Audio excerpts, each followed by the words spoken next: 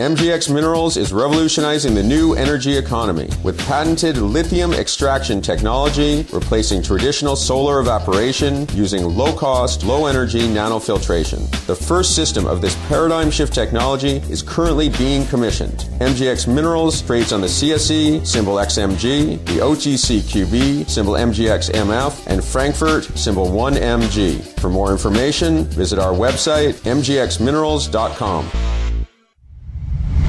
You're listening to HowStreet.com radio, available online at TalkDigitalNetwork.com.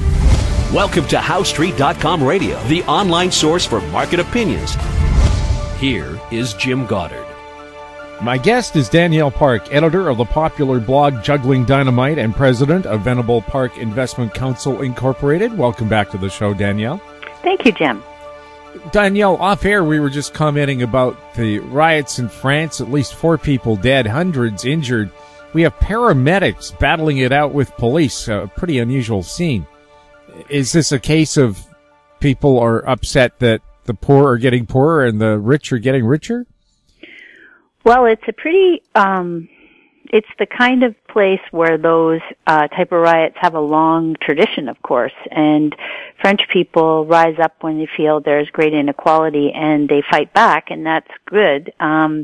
So I think maybe we need more of that in the rest of the world. I think the apathy that has been purchased by, the last couple of decades of credit abuse, which enabled people to buy things even without wage gains. We've had flat wage gains for over a decade in this part of the world, and the only reason people were placated through that as CEO pay went up by extremely ridiculous amounts was that they were able to still buy things because they had cheap interest rates. Now that they're full up on debt and rates have gone up and they still haven't had a pay raise, and now we're at sort of the point where they're starting to see layoffs again, you're going to see, I think, a lot of people very desperate, very angry, feeling like they've been abused, and hopefully they will get more activists. Now, I don't know about setting places on fire, but traditionally that is how violent things have to get for demands to be heard. And I think we're seeing a wave of that in the political process in the United States with the latest midterm elections, where you got a lot of non-conventional leaders have been issued in, taking power, of course, in January, but a lot of ethnic groups and diverse population, lots more women, not your classic politicians. And I think that that's another part of what has to happen. There needs to be a lot of internal pressure brought on the status quo to evolve. The difficulty is, and France is a prime example of it, is, they're making lots of demands and it's great, but they're also, extraordinarily indebted. So at some point, labor can fight back and make demands, but in a global economy, the jobs move elsewhere, and at some point the promises that have been made won't be funded. And that's when, you get this really, I think, increasing wave of anger and financial strife. So many people have suggested perhaps the ultra-rich need to be ultra-taxed, but then being so rich they can just move to some part of the world where there aren't taxes, right?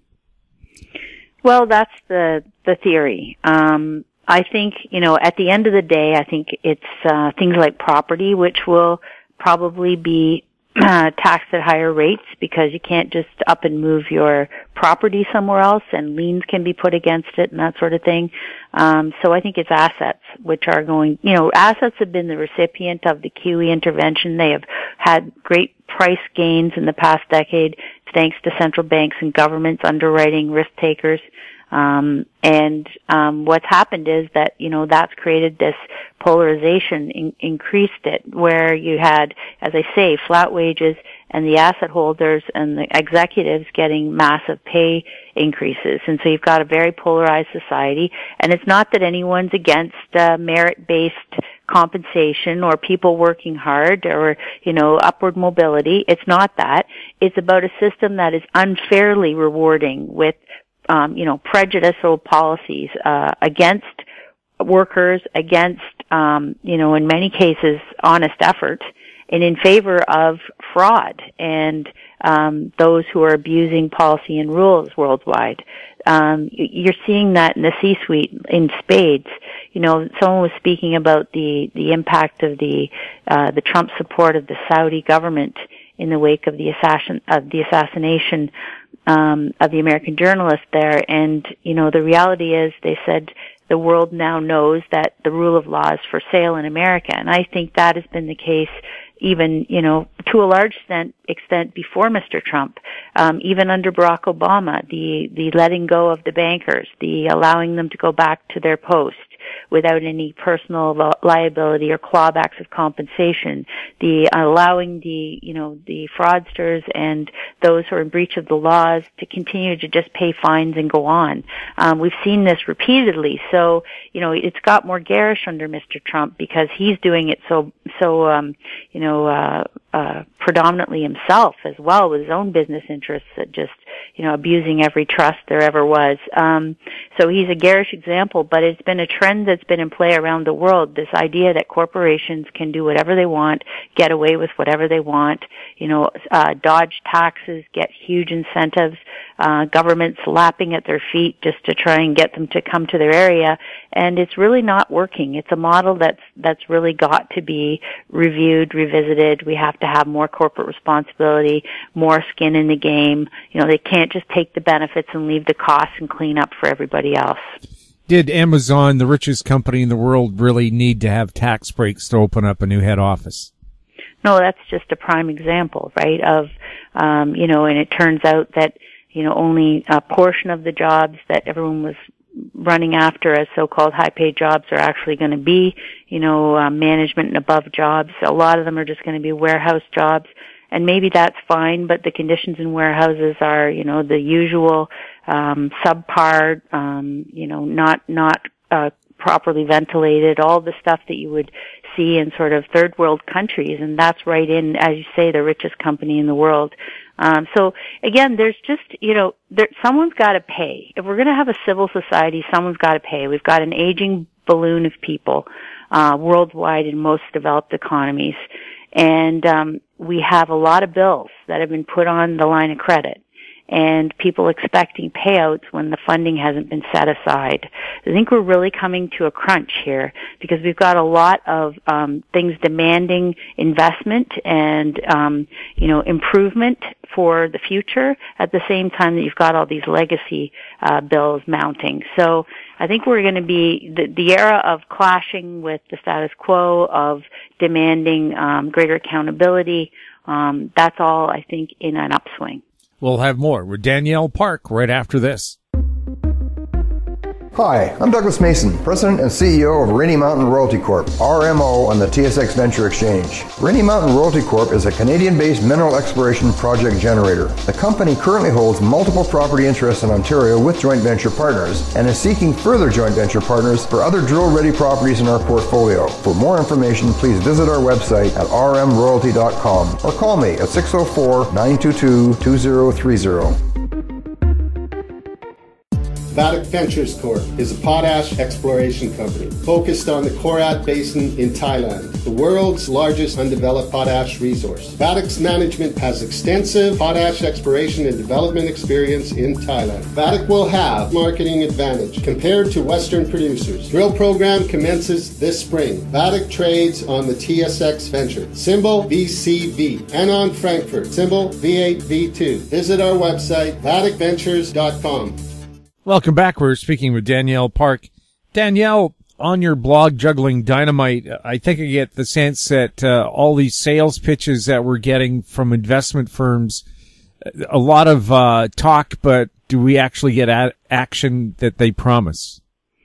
Well, it's, you know, as I was writing this week, I try and explain this repeatedly because even very educated, smart people miss this. They miss the plot completely. They are suckered in by the industry, which is a product sales industry. Finance is a product sales industry.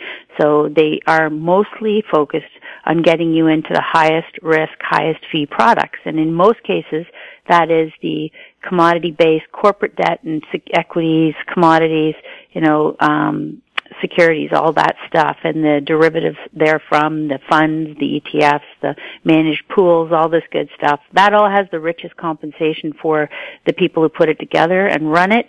So that is the bias they come at people with, regardless of one's life cycle, what's appropriate for them in terms of risk, regardless of whether price is likely to provide, if price is too high and has a terrible risk reward baked into it, regardless of where we are in a market cycle, they are basically always telling you the same thing. And over the past couple of decades, what's happened is where we used to have business news on a news program, now we have business channels, which are, funded by the firms who have an interest in selling these products. And so they're also populated by talking heads from this sector. And so it's very difficult to get any sort of independent assessment of what's going on in terms of financial markets and flows in the world, risk, reward, all that stuff. So, I always try and break it down to simple terms so that people can have a light bulb kind of go on. But it's like, basically all these risk products are, I call them jelly beans. And if jelly beans are priced to be toxic and dangerous to your health, then eating red ones versus blue ones is not going to make any difference. And this whole idea of diversification, that you can hold different risk assets, or you can rotate from one to another, or you can, overweight one while underweighting another, that's all just sales pitch. It's not actually how you can protect your principal and grow it, carefully over a full business cycle. So, the reality is that most things are highly correlated that everyone's talking about. So if you look at what's happened in markets, 2018 is becoming a year that's synonymous with pain. Like 90% of investable asset classes the world over have lost money, have lost value, in 2018. We keep getting, parallels with 2008 in terms of, the worst we've seen in many of the, performance and, dramatic declines for things like commodities, for example, which is also, typically aligned with the global demand cycle. So the whole point is that the global demand cycle has been turning down over the past couple of years, and as the QEs of the world, as quantitative tapering is withdrawing liquidity from the world, withdrawing U.S. dollars from float in the world economy, you're getting this tightening at the same time that everybody has much more debt than even in 2008.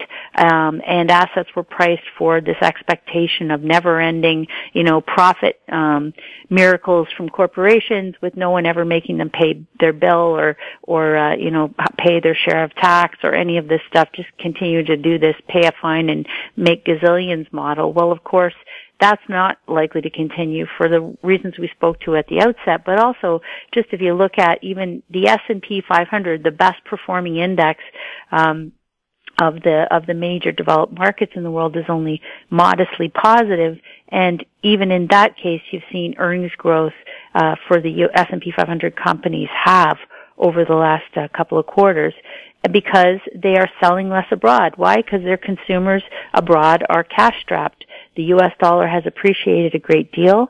Everyone's trying to service U.S. dollar debt. That means their costs have gone up. Their cash flows have declined because the West is buying less from emerging markets. So they're getting this cash crunch all over. In Canada as well, As I said, the reason we've been able to spend the past decade is through abusive credit. And now we've got credit growth contracting in Canada. That means, people are not able to extend more to the line of credit or cards in order to keep up the consumption level they were at. So you're seeing that play out in weakness in housing, less funds to spend on everything, and stress and strain in households. It's just, we've really sort of, everything that went up together since 2008 is now highly correlated and moving down together, for many of the same factors. And so when you see things like the German DAX and the down over 20% year to date, the Chinese market's down over 20% year to date, Chinese growth came in 6.5% is their official number year over year, in Q3, while the German and Japanese economies shrunk. These are all the worst stats since 2008. And so we knew this was coming. It's just a question of how long it was going to be stalled. And now that it's here, you have to be very pragmatic about how you manage your risk to it, how you, how you allow yourself to be hit by the train, and that means you can't just keep eating the jelly beans. You have to move to defensive assets which will maintain your principal, keep your liquidity, help put together your buy list in advance so you know exactly what portion of your principal you want to give to certain asset classes, and then wait for this mean reversion process to happen. Because although it's nicely started in 2018, it is just barely started in terms of what we're likely to see as this cycle completes. We'll have more with Danielle Park when we come back from the break. Media recognition from Bloomberg, Reuters, recycling trade publications, patented process for 100% recovery of critical metals, including cobalt, lithium, nickel, manganese, aluminum. American Manganese is focused on recycling lithium-ion batteries for electric vehicles. American Manganese trades on the TSX Venture, AMY, the US, AMYZF, and Frankfurt 2AM. For more information, visit AmericanManganeseInc.com or phone me, Larry Ray, at 778-574-4444.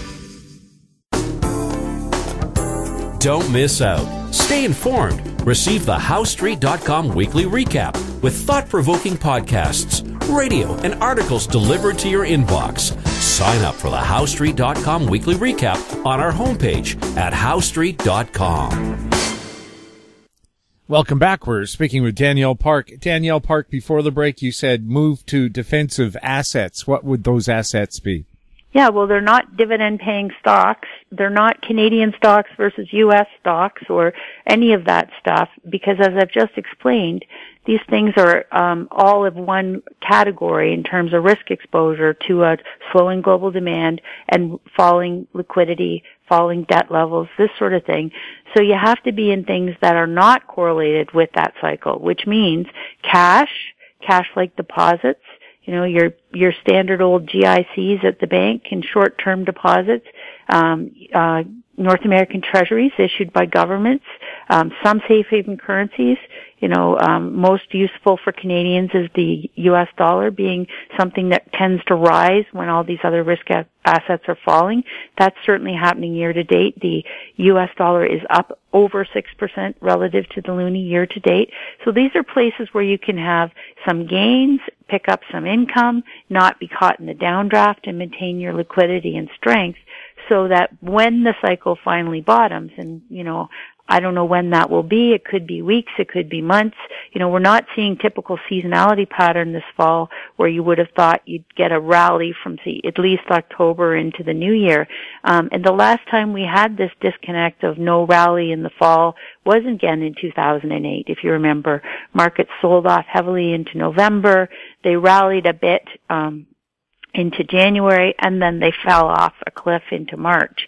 So again, there's a lot of very foreboding indicators here, and we ought to know that it's coming because we deserve it, because central banks have jimmy-rigged this thing, put together with paint and tape and thumbtacks for the last 5 years at least. So the global economy has been wobbly. It's only continued through massive use of debt, and now the payback period is upon us.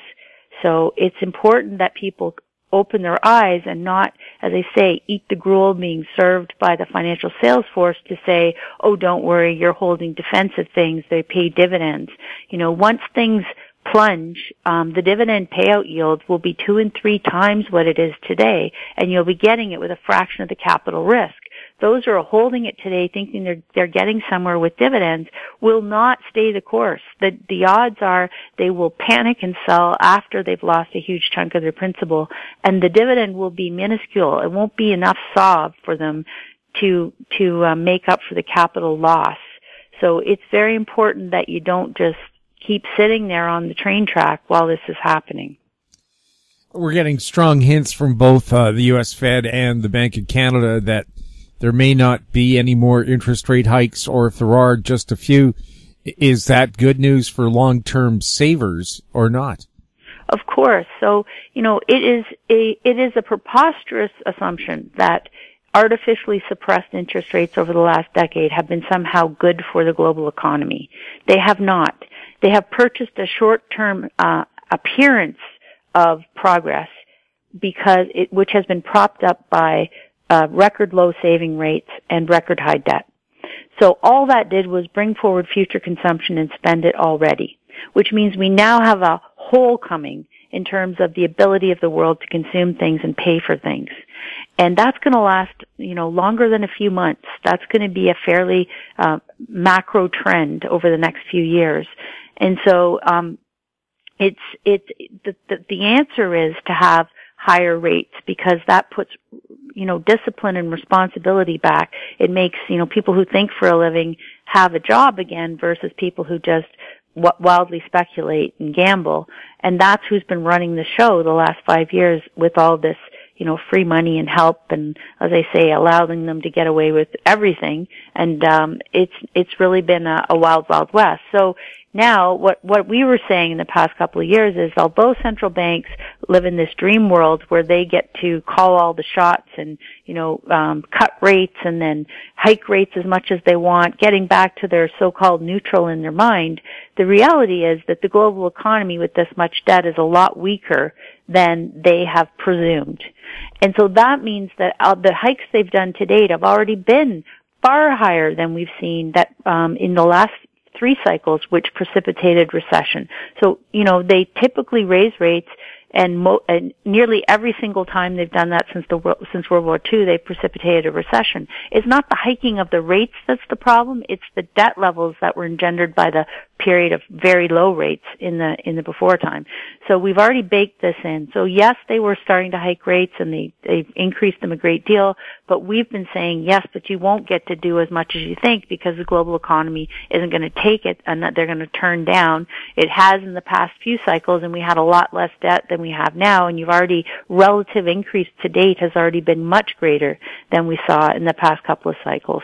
And so the recession starts, the markets tank, and they go back to a, quote, neutral stance, which neither the U.S. or Canadian Fed has officially done yet.